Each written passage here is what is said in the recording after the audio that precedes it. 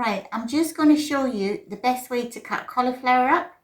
Cut a big chunk off the end. Peel off the excess leaves. Place the knife at a 45-degree angle to cut out the core. Pull out the core.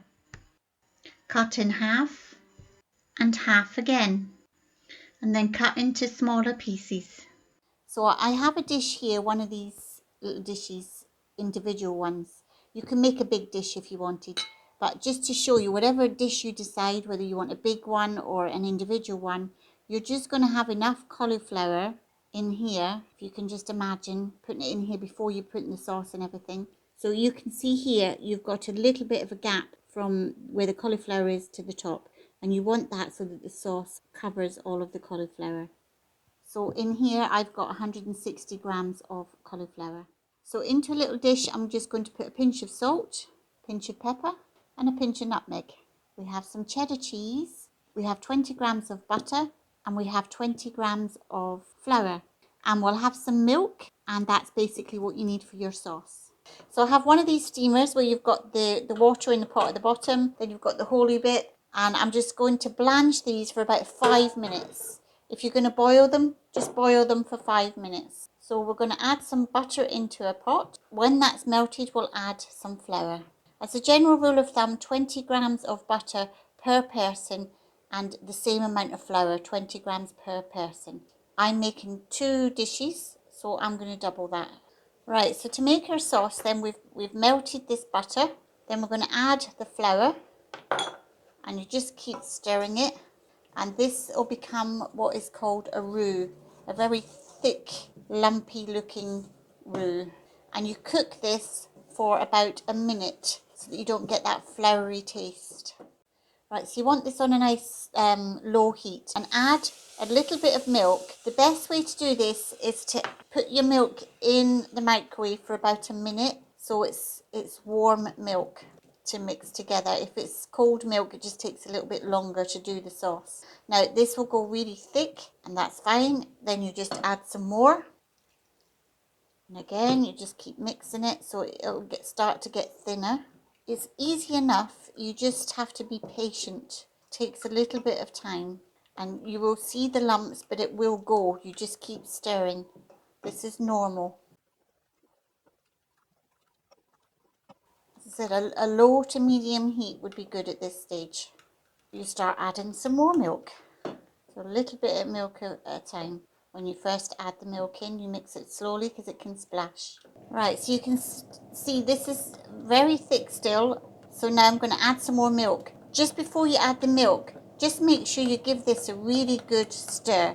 So you're being quite vigorous with your stirring. It's like really creaming it together.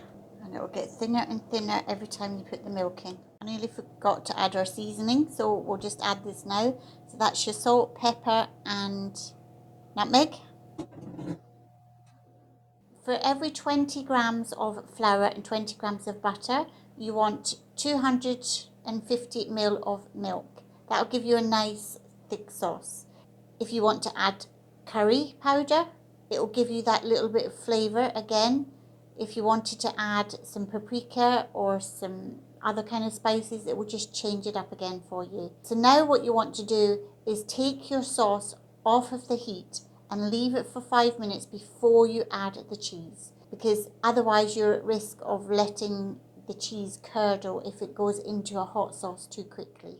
So now we're just going to put our cauliflower into our dishes. This has been cooking for about 7 minutes.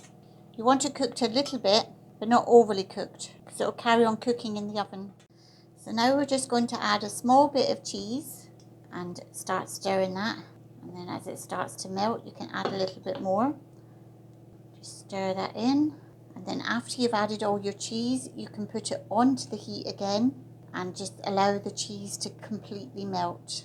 So as you can see, I've put this back on the heat and the cheese is starting to melt properly.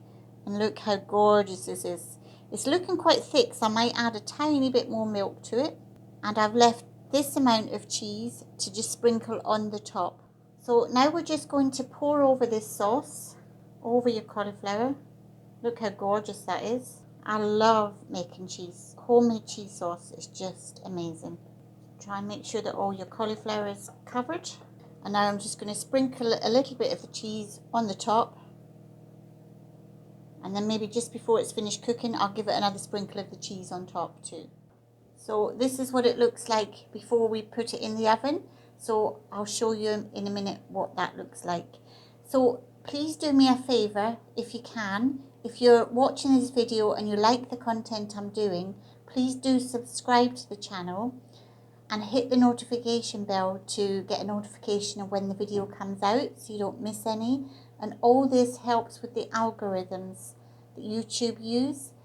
And the more that people view, the more they like, subscribe, comment, have any engagements, it helps the channel grow.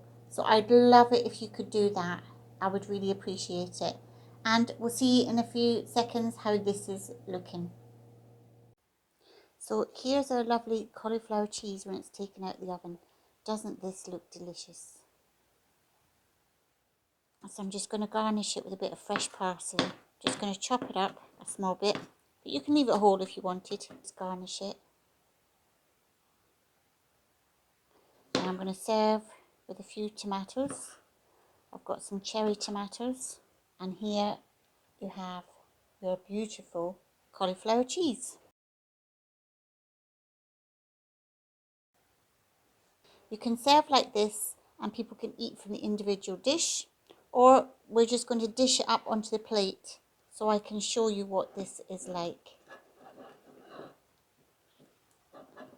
Oh, this is so nice. I put some cheese just before I took it out of the oven on the top so it gives it that lovely golden colour. Look at that. So we'll serve it up with a few tomatoes.